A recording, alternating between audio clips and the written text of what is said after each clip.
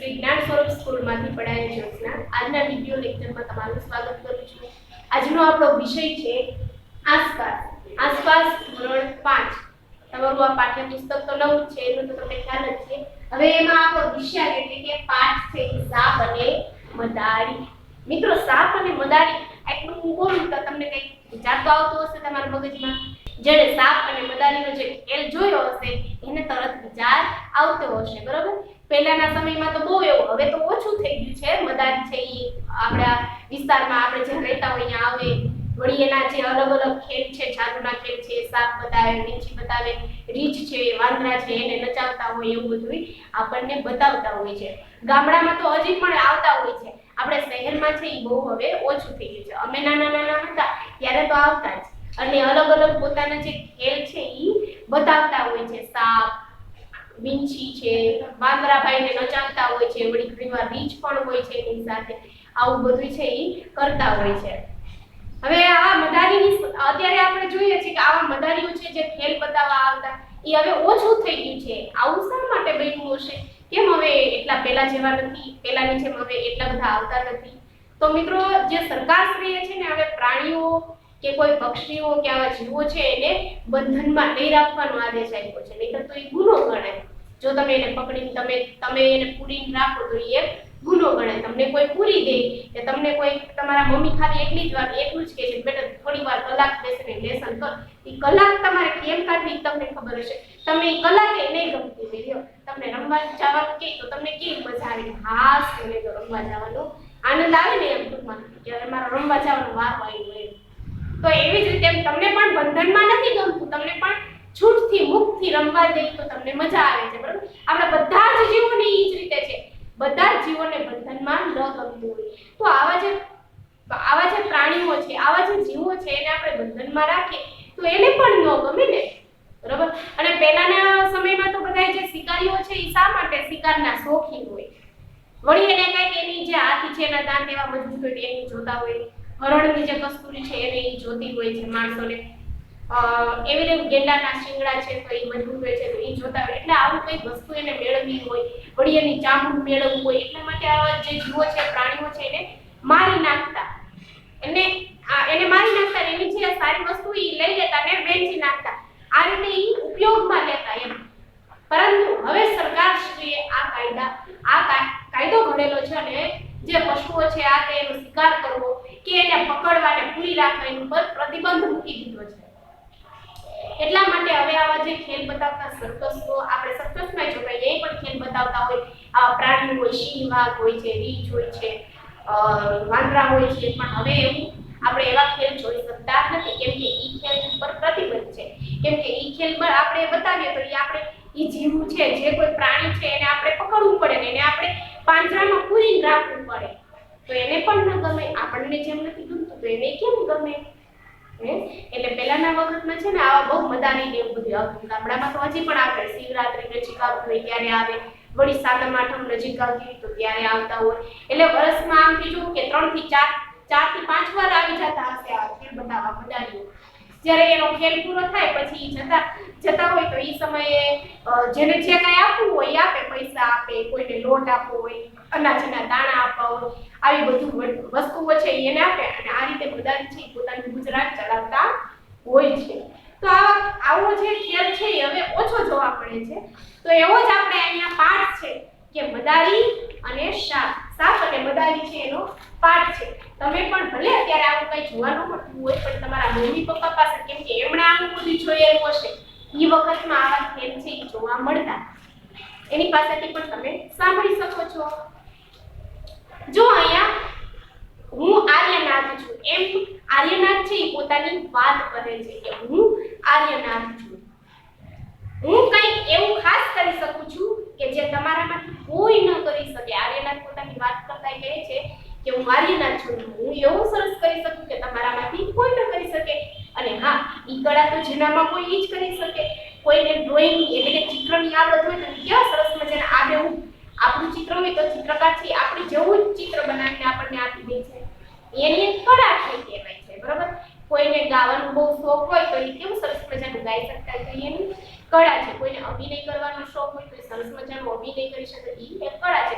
તો તો અહીંયા શું છે, આર્યનાથ પણ એમ જ કહે છે કે હું એવું કંઈ ખાસ કરી શકું છું જે તમે કોઈ નથી કરી શકતા, બરોબર? આર્યનાથ છે એ પોતે મદારીનો જ એક બાળક છે, એટલે એ પોતાની વાત રજૂ કરે છે. શું તમે જાણો છો હું બીન વગાડી શકું છું? જો મદારી પાસે શું હોય છે, બીન હોય છે, બરોબર? બીન છે એ મોરલી તમે જોયું હોય તો બીન છે એ સુગરી જેવા માળા એવું જ એનો આકાર એને મળતો આવતો એવો આકાર એનો હોય છે બીનનો. અને જ્યારે મદારી છે એ બીન વગાડે ત્યારે સાપ એની સામે નાચે છે. તમને અચરજ થશે, આ હું બીન વગાડી સાપને નચાવી શકું છું. કોણ કહે છે? આર્યનાથ. કે તમને આશ્ચર્ય થશે, મને એ બધું આવડે છે, સાપને નચાવતા આવડે છે, બીન વગાડતા આવડે છે, આવા ખેલ છે એ તમને બધાને તમારી સામે રજૂ કરતા મને આવડે છે. મેં આ કલા મારા કુટુંબના સભ્ય પાસેથી શીખી છે. અમે લોકો કાલબેલિયા તરીકે જાણીતા છે. આ મદારી લોકો છે કાલબેલિયા, બરોબર? કાલબેલિયા શબ્દ યાદ રાખજો, કાલબેલિયા.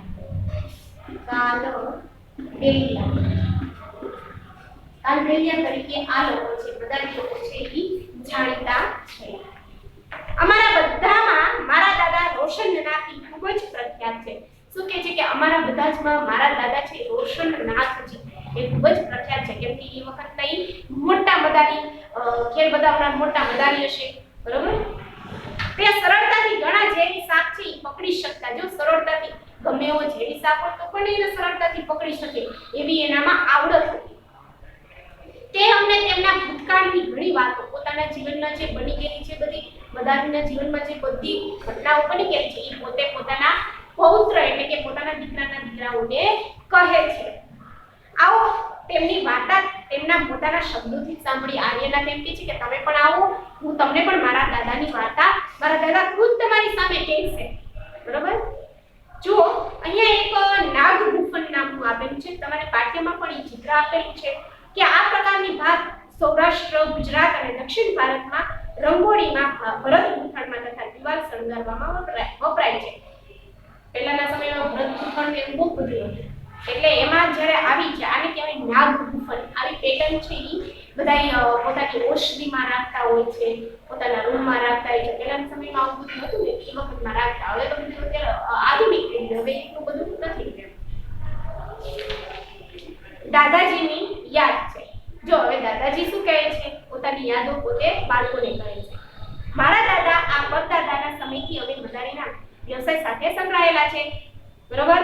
એટલે કે જે દાદાજી છે, આર્યનાથના જે દાદાજી છે એ કહે છે કે અમારા પરદાદાના વખતથી અમે આ ધંધા એટલે કે મદારીના જે કાર્યમાં છે અમે સંકળાયેલા છીએ.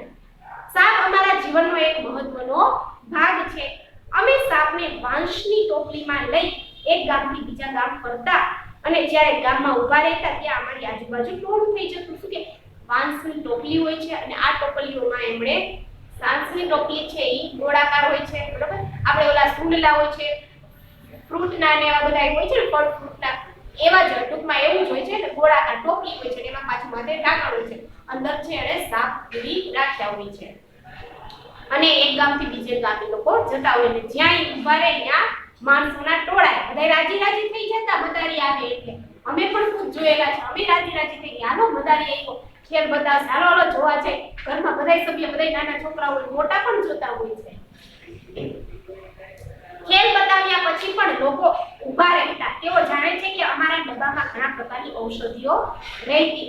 ખેલ પૂરો થઈ જાય એમ છતાં એમ થઈ હજી કંઈક બતાવશે તો એમ વળી એની પાસે તો કંઈક નવું નવું, બધાની પાસે તો બધું અલગ અલગ બધું હોય. એની પાસે તો ઝેર સાપના ઝેર ઉતારવાની કળા પણ એની પાસે વેલી, એની પાસે ઔષધિઓ ને રાખેલી હોય છે. કેમ કે એ લોકો જંગલમાં નાતે રીતે બધે રખડતા હોય ને એટલે એને બધીની ખબર જ હોય કે આ ઔષધિ છે એ આ કામમાં આવશે, આ ઔષધિ આ કામમાં આવશે. અમે આ ઔષધિ જંગલમાંથી એકઠા કરેલા છોડમાંથી બનાવતા. હું આ બધું મારા દાદાજી પાસેથી શીખેલો. મને આનંદ છે કે હું મારી ઔષધિથી લોકોની મદદ કરી શકું. રોશનનાથજી છે એ કહે છે કે હું પણ મારા દાદાજી પાસેથી આ બધી ઔષધિઓ છે મેળવવાનું શીખેલો ને બધી આ ઔષધિઓ છે એ આપીને લોકોની હું મદદ કરતો. કારણ કે એ સમયે ડોક્ટર અને હોસ્પિટલ ખૂબ જ દૂર હતા. હવે આ લોકો તો જંગલમાં રહેતા હોય, અમુક તો એવા દૂર દૂરના ગામડા હોય, તો ત્યાં એવી પહેલાના વખતમાં એવી બધી જગ્યાએ હોસ્પિટલ કે આ કઈ સુવિધા નહોતી. એ વખતે બધા આ રીતે જે મદારી છે એ પછી કોઈ આપણા જે સમૂહમાં રહેતા હોય તો એમાંથી કોઈ મોટા માણસ હોય બીજ હોય વૃદ્ધ હોય તો એ ઔષધિનો ખ્યાલ હોય તો એ કહેતા હોય એ પ્રમાણે કરે તો એ પ્રમાણે મટી જાય. તેના બદલામાં લોકો અમને થોડા પૈસા અથવા અનાજ આપતા. જો આવી રીતે આમ ઔષધિ આપે એટલે સામેવાળી માણસ છે એમને સારું થઈ જાય તો એ લોકો મદારીને પૈસા આપે અથવા થોડું ઘણું અનાજ આપે. આ રીતે મદારી છે પોતાનું ગુજરાન એટલે કે પોતાનું જીવન છે એ પસાર કરે છે.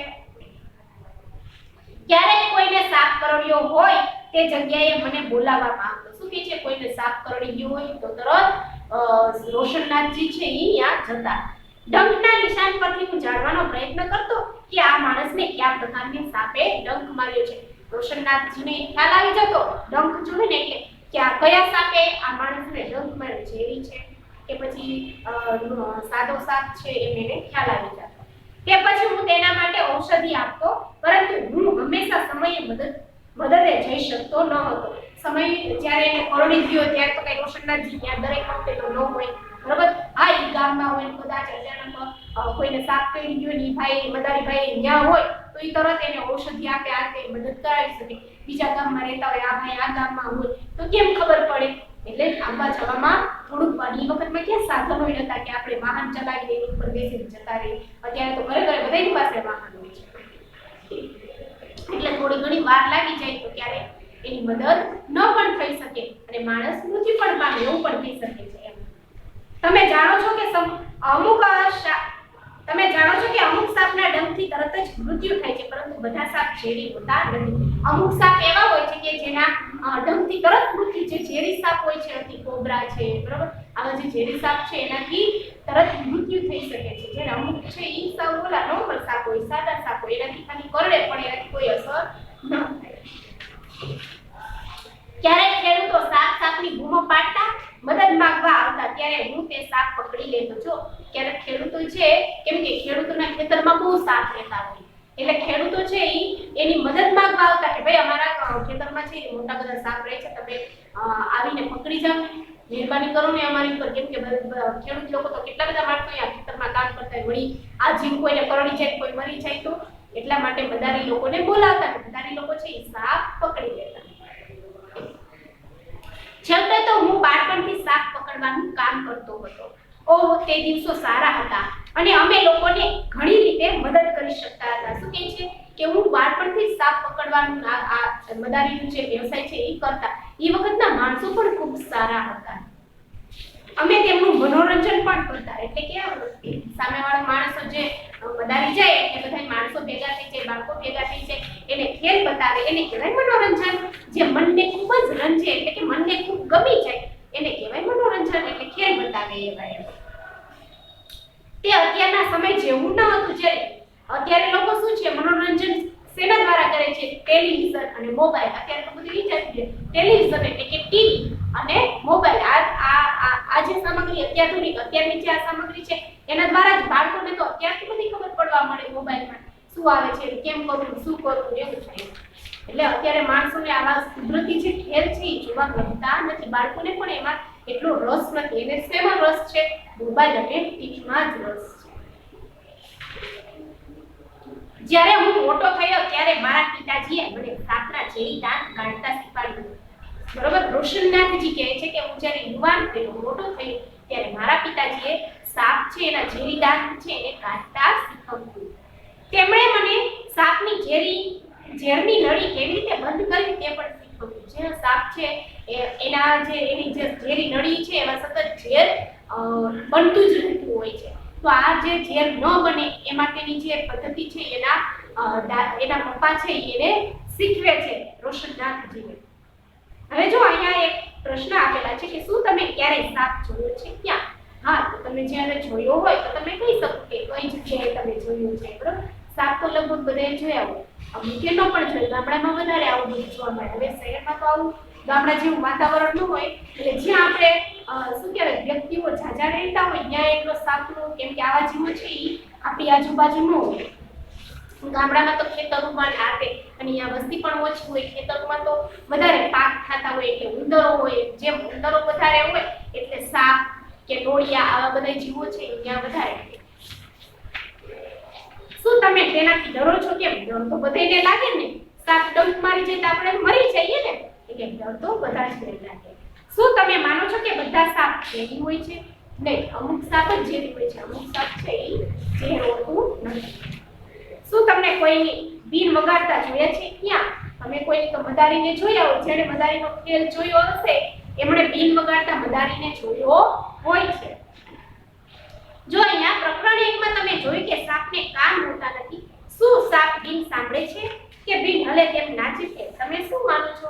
પ્રકરણ 1 માં આપણે જોયું હતું કે સાપ છે ને કાન નથી હોતા, એ માત્ર જમીન ઉપર ચાલે છે એટલે જમીનના જે ખડકા છે એનાથી અહેસાસ કરી લે છે, બાકી એને કાન નથી હોતા. જમીન ઉપર જ્યારે એ ચાલતો હોય છે ત્યારે જમીન ઉપરના જે ખડકા છે એને સતત એના શરીરમાં એનો અનુભવ થતો હોય છે, બાકી એને કાન હોતા નથી. એટલે જ્યારે મદારી છે એ બીન વગાડે છે, એ સાંભળીને સાપ નાચે છે? તો કે નહીં, બીન છે એ વગાડે છે. કેમ કે સાપને કાન હોતા જ નથી, તો એ બીન વાગે છે એ કેમ સાંભળી શકશે? સાપ છે એ જોઈ શકે છે. બીન છે એ મદારી છે એ બીનને હલાવતો હોય છે, જે રીતે હલાવે એ રીતે સાપ છે એ જોઈને ડોલતો હોય છે, હલતો હોય છે. બાકી સાપને કાન હોતા નથી એટલે બીનનો અવાજ પણ એ સાંભળી શકતો નથી. પણ જ્યારે મદારી છે એ બીન વગાડે છે, બીનને હલાવતો હોય એમ સાપ પણ હલતો હોય છે, જોઈને. હવે જો આપણે શું કરી શકીએ કે આર્યનાથ, તારા પિતા બાળપણથી જ મારી સાથે મુસાફરી કરતા. દાદા એમ કહે છે કે હે આર્યનાથ, તારા પિતાજી પણ બાળપણથી મારી સાથે જ, હું જ્યાં ખેલ બતાવવા જાઉં તો ત્યાં પણ મારી સાથે હોય, સાપ પકડવા જાય તો ત્યાં પણ મારી સાથે હોય છે, બરાબર? તે શીખવ્યા વગર જ બીન વગાડતા શીખે. એટલે સતત જો બાળક છે એના પપ્પાની સાથે રહેતું, એના પપ્પાનો જે ધંધો છે કાયમ માટે એની હારે જાતો હોય આ તે, તો બાળકને તરત ખબર પડવા મળશે. ધીમે ધીમે યુવાન થશે એટલે વધારે સમજતો થઈ જશે, બરોબર? કે મારા પપ્પા કઈ રીતે કાર્ય કરે છે તો મારે આ રીતે કાર્ય કરવું જોઈએ. એના જે પપ્પાનો જે વ્યવસાય છે, ધંધો છે એ અપનાવી લે છે. તો અહીંયા આર્યનાથ છે એના દાદા પણ એમ જ કહે છે કે તારા પપ્પા છે એ નાનપણથી જ મારી સાથે આવતા, એટલે બધું મારું જે છે એ કાંઈ બધું એ જોતા, અને એને મેં બીન વગાડતા શીખવ્યું નથી, પણ એની જાતે જ એની મેળાએ બીન વગાડતા શીખી ગયા છે. અત્યારના દિવસોમાં હવે મુશ્કેલી ભર્યું છે. હવે સરકારે જંગલી પ્રાણીઓને પકડવાનો અને તેમને પાસે નહીં રાખવાનો કાયદો બનાવી દીધો છે. જો શું કહે છે કે અત્યારે તો આ બધું મુશ્કેલી છે, કેમ કે સરકારે જંગલી જીવો છે એને પકડવા ઉપર કાયદો બનાવી દીધો છે. એને નહીં પકડવાના, એને મુક્ત જ રાખવાના.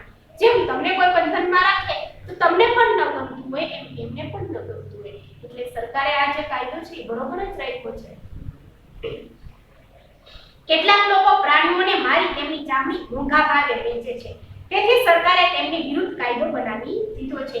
કેટલાક માણસો છે એની ચામડી, એક જીવો છે એના મારીને, સિંહ વાઘ હોય તો એને મારીને એના ચામડા લઈ લેતા હોય છે, હાથીને મારીને એના દાંત કાઢી લેતા હોય છે, હરણને મારીને એની કસ્તુરી લઈ લેતા હોય છે, ગેંડા હોય તો એને મારીને એના શિંગડા લઈ લેતા હોય છે, અને આ મોંઘા ભાવના હોય છે. એટલે પૈસા મેળવવા માટે આવા જીવોનો શિકાર કરી નાખે છે, નાશ કરી નાખે છે. એટલે સરકારે આ જીવોને હેરાન નહીં કરવાના, એને નહીં મારવા ઉપર પ્રતિબંધ મૂક્યો. જે કોઈ આને હેરાન કરે કે એને મારે તો એને સજા થાય છે, બરોબર? હવે આ કાયદાને લીધે અમે કેવી રીતે ગુજરાન ચલાવીએ છીએ એ પોતાનો પ્રશ્ન રજૂ કરે છે. હવે તો અમે એટલું બધું આ કાયદો આવી ગયો એટલે અમે સાપ પણ ન પકડીએ, વાંદરા કે રીંછ પણ ન રાખી શકીએ. હવે અમારે કેમ ગુજરાન ચલાવવાનું છે, હું કેમ ચલાવું એમ કહે છે. લોકો કહે છે અમે સાપને ખરાબ પરિસ્થિતિમાં રાખીએ છીએ, પરંતુ અમે લોકોએ ક્યારેય સાપને માર્યા નથી અને તેમની ચામડી વેચી નથી. કેમ કે મદારી છે એને તો ખેલ બતાવવાનો હોય છે, એ થોડા સાપને મારી શકે. એટલે અહીંયા જે રોશનનાથજી છે એ કહે છે કે અમે ક્યારે સાપને માર્યું પણ નથી કે એની ચામડી ઉતારીને વેચી પણ નથી. અમારું તો એ જીવન ચલાવે છે, એને થોડુંક અમારાથી મરાય એમ પોતે અહીંયા વાત કરે છે. જો આગળ, જો અમે ઈચ્છ્યું હોત તો સાપને મારીને ઘણા પૈસા કમાઈ શકતા હોત. આર્યનાથજી, રોશનનાથજી છે એ કહે છે કે જો અમે એવું વિચાર્યું હોત તો અમે એ વખતે જ સાપને કેમ કે એ વખતે તો કે પ્રતિબંધ નહોતો ને, તો એ વખતે એ મારી શકત અને ઘણા બધા રૂપિયાઓ પૈસાઓ ભેગા કરી લે, પણ અમે ક્યારેય એવું ખોટું કર્યું નથી અને કરીશું પણ નહીં. સાપ અમારો ખજાનો છે જે અમે એક પેઢીથી બીજી પેઢીને આપીએ છીએ. રોશનનાથજી કહે છે કે સાપ તો અમારો ખજાનો છે, એ ખેલ બતાવી છે ત્યારે તો અમારું ગુજરાન ચાલે છે, તો અમે થોડા એને મારીએ. અમે આ વારસો છે એ અમારી એક પેઢી પછી બીજી પેઢીને આપીએ છીએ. પેઢી એટલે તમને ખ્યાલ હોય બરોબર કે તમારા દાદા હોય એના દીકરા તમારા પપ્પા, તો એ પેઢી થઈ. પછી તમારા પપ્પાના દીકરા તમે, એટલે તમે એક પછી એક પેઢી થઈ કહેવાય.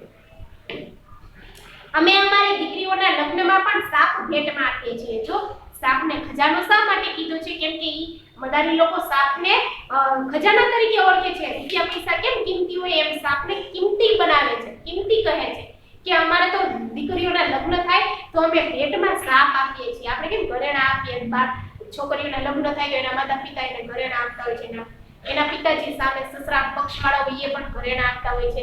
તો અહીંયા પણ એમ કહે છે કે અમારી દીકરીઓના લગ્ન થાય ત્યારે અમે પણ અમારી દીકરીઓને ભેટમાં સાપ આપીએ છીએ. અમારા કાલબેલિયા નૃત્યમાં પણ સાપના જેવું જ હલનચલન હોય છે. આર્યનાથ તારે તારા માટે અલગ જ જીવન બનાવવાનું છે. શું કહે છે કે જે એ લોકો નૃત્ય કરે છે તો એમાં પણ સાપનું જેમ નાચે એ જ રીતે એ નાચતા હોય છે. એને કહેવાય કાલબેલિયા નૃત્ય, બરાબર? એની છાતી ઉપરથી જેના નૃત્યનું નામ પણ કાલબેલિયા છે. એટલે કે છે એના દાદા છે એમ કહે છે કે હે આર્યનાથ, હવે તારે પણ એક સારું જીવન તારે પોતાનું બનાવવાનું છે. તને તારા પિતા તરફથી બીન વગાડવાની ભેટ મળી છે. તું અને તારા પિતરાએ બીન વગાડી લોકોનું મનોરંજન કરી શકો છો.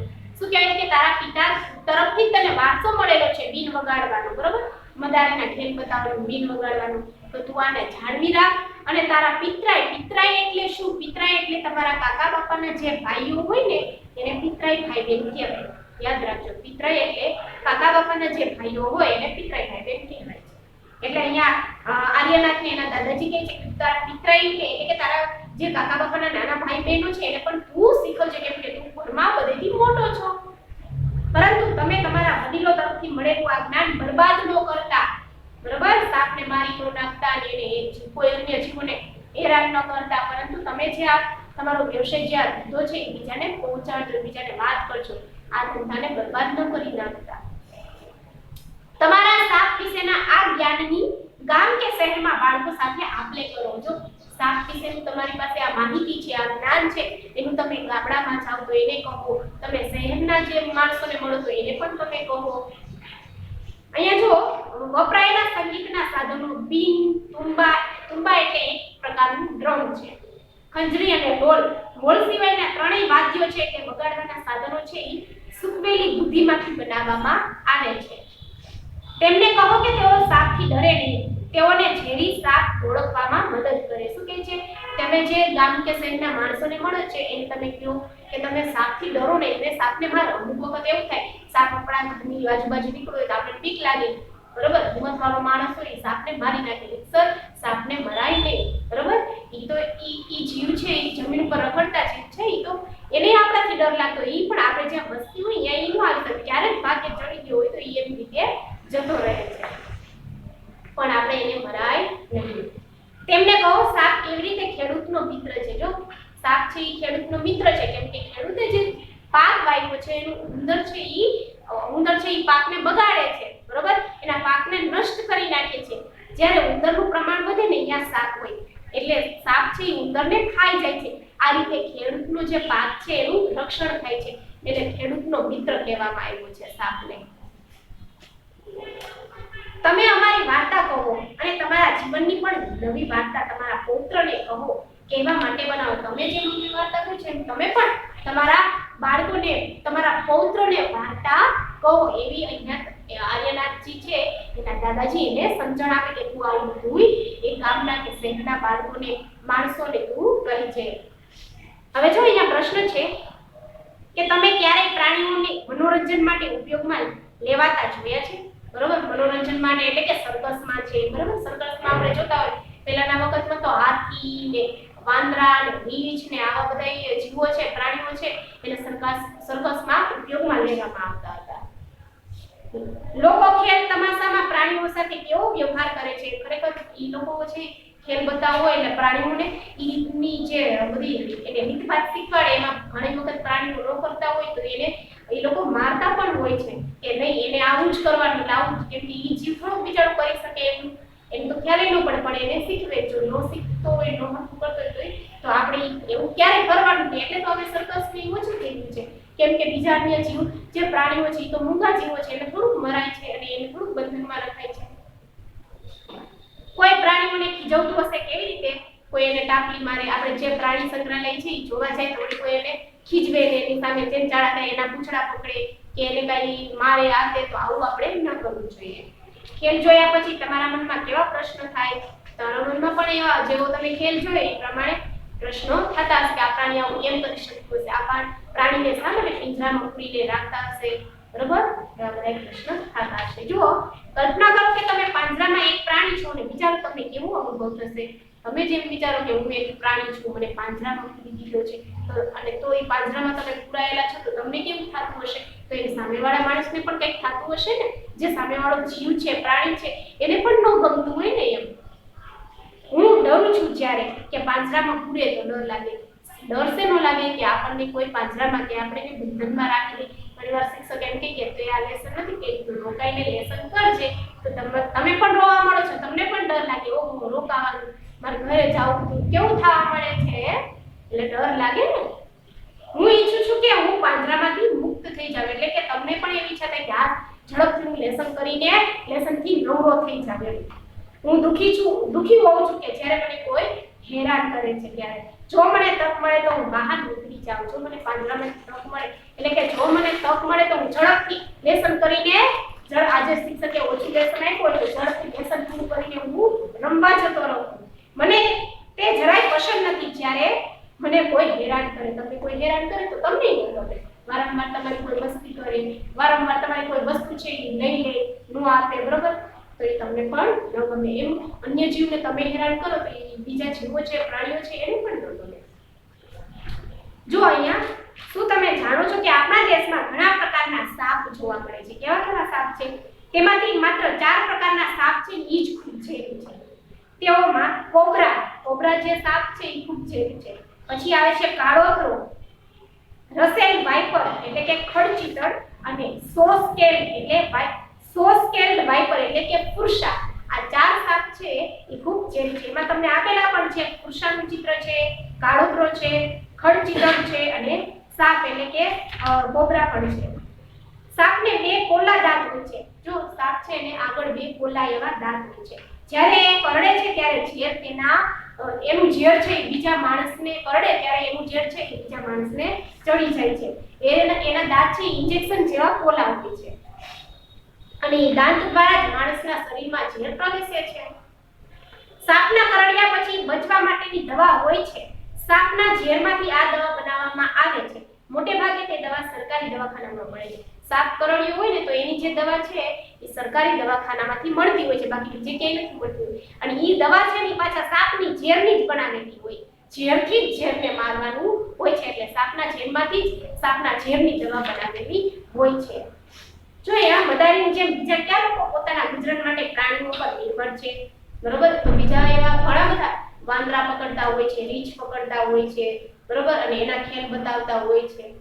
હવે અહીંયા સર્વેક્ષણ, જે લોકો પ્રાણી રાખે છે, જે એની ઉપર નિર્ભર હોય છે, તો આપણે જોતા હોય ખેડૂતો હોય છે તો એ શું છે, બળદ રાખતા હોય છે, ગાય ભેંસો રાખતા હોય છે, એની ઉપર જ નિર્ભર હોય ને. બળદ ખેતી માટે ઉપયોગમાં લેવાના, ગાય ભેંસ છે એનું દૂધ છે, એનું દૂધમાંથી છાશ, દહીં, માખણ આ બધું બનતું હોય છે.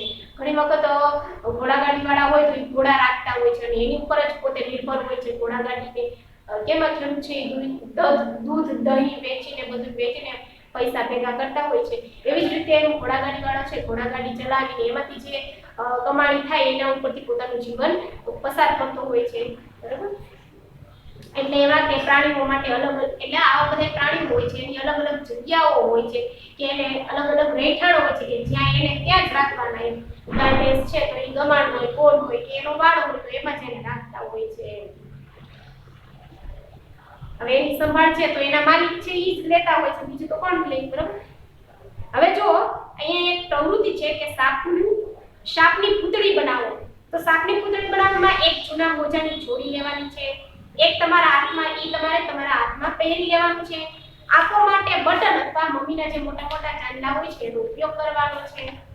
જીભ બનાવવા માટે લાલ રંગનું કાગળ છે એ કાપવાનું છે, અને નીચેથી એને વી આકારમાં કાપવું, જે તમારા પાઠ્યમાં જ છે, બરોબર? અને પછી આ થયો સાપ, એને તમે ઈ મોજું પહેરી લો તો તમારો આકાર છે એ સાપ જેવો જ લાગે, બરોબર?